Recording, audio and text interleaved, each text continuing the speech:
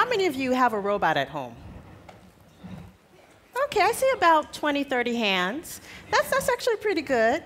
How many of you would want your own personal robot at home? I know I would. Okay, so why doesn't this exist? Why can't I go to the convenience store or the department store and go up to the cashier and say, yeah, I want my personal robot? Well, I'm going to talk to you about how to make that happen. The things that we need to do is to make robots smarter. Now, no one will argue that we don't have robots. We have rovers that are going to Mars that are getting science data and expanding our understanding of the world. We have manufacturing robots that are helping to build our cars that we drive today. We even have robots that are helping our military, that are out disposing of bombs so our soldiers can come home safely. So we have all this. So why don't we have the personal robot? Why don't I have my robot chef? Because I can't cook. So here's one of my robots. This is a simple walking robot, but it's by no means smart. And so what we need to do is we need to change the definition of what a robot is. How do we do that? Well, the first step, before we even start designing and getting our hands dirty, we have to come up with rules, kind of the laws, rules of conduct. And why is this? Because if these robots are smart, they might be capable of more than we want. And so we have to come up with rules. Thou, robot, shall not harm a human. Thou shalt obey me, and only me.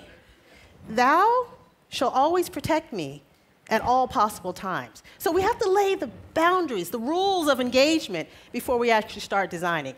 And then we have to come up with tools. So I believe that the way to make robots smarter is to mimic people. Now, our brains are complex. There's a lot going on in there. And so it'd be hard to try to open up the brain and actually figure out how to mimic humans. The best way is to observe, is to actually watch people do things and figure out what are they doing, what are their thoughts, what are their actions, what are their emotions. And so part of making robots smarter is actually trying to mimic humans, mimic how we do things. So maybe they can do it a little bit better. And so some of the tools are varied. And so I'm classically trained as an electrical engineer. I never thought I'd have to understand things like child psychology, infant development. So understanding that the way infants develop to children, develop to adults, and how they learn and interact is actually important for robotics. I didn't understand that I'd actually have to watch tapes of monkeys interacting and communicating because they have a whole social kind of mechanism where they learn from each other. And so that's really good to make robots smarter. And of course, neuroscience, I've always been fascinated with neuroscience. But I never understood that I had to figure out, why do the neurons fire? What about the environment helps us to learn? And all of those really contribute to making robots a little bit smarter. And so some of the things that I do, and this is just a little snapshot, one of the things is mirroring. So they say our ability to look in the mirror and wave and actually recognize that the person on the other side is us, that self-awareness is a sign of intelligence. And that allows us to then look at someone pitch a ball and figure out, okay, I know how to pitch a ball. I'm going to mirror their improvement. And so I actually have a robot where we're trying to design a robot health coach. And so I have an exercise physiologist showing the robot how to do some exercises. We want to get strong. And then the other thing is learning. So learning is important. We do this as children. We do this even as adults. We do this as elder. And yet, one form of learning is muscle memory. So how many of you play an instrument? Okay, so when you start off, for example, if you think about the violin, you start off, and your instructor might actually come and move your hand a little bit, or maybe move your bow a little bit up. So they actually touch you in order to give you muscle memory. And that helps you understand how to do things a little better. And so we actually have a learning methodology where, of course, we're not going to take the motors and move the legs. And so we hack the nunchuck to give our robot muscle memory in terms of how to do dance moves. And then lastly is creativity. So you might ask, robots, creativity? I don't get this. Why does the robot have to be creative? What about creativity makes them smarter? Well, creativity and imagination, those are the things that allow us to create problems when we don't know how to attack it. They allow us to make something out of nothing. I mean, if you look at the apps that are out there, and the tablets, and the iPads, and the iPhones, and the Androids, 20 years ago, they didn't exist.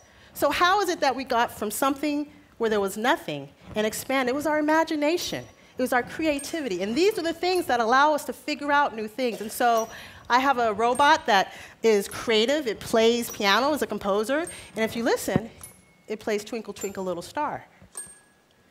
So all of this together The last thing is interaction. So you have a robot. You want it to be your playmate, your teacher, your instructor. You want it to interact. And isn't it so cute? So interaction is key. It is key to understanding how to work in our world with us. And so the interaction piece is very important. It deals with communication. It deals with understanding. It deals with gaze. It deals with attention. All of these things together allow that interaction and our robots to be smart. And so these are just some of the tools that we use in order to make robots smarter. So I want to leave you with one thought. So I'm all for robots and smart robots. I mean, that's what I do. I'd be out of a job if I didn't believe in that. But yet, where does it end? How far do we push it? How far and how smart should we make our smart robots? Thank you.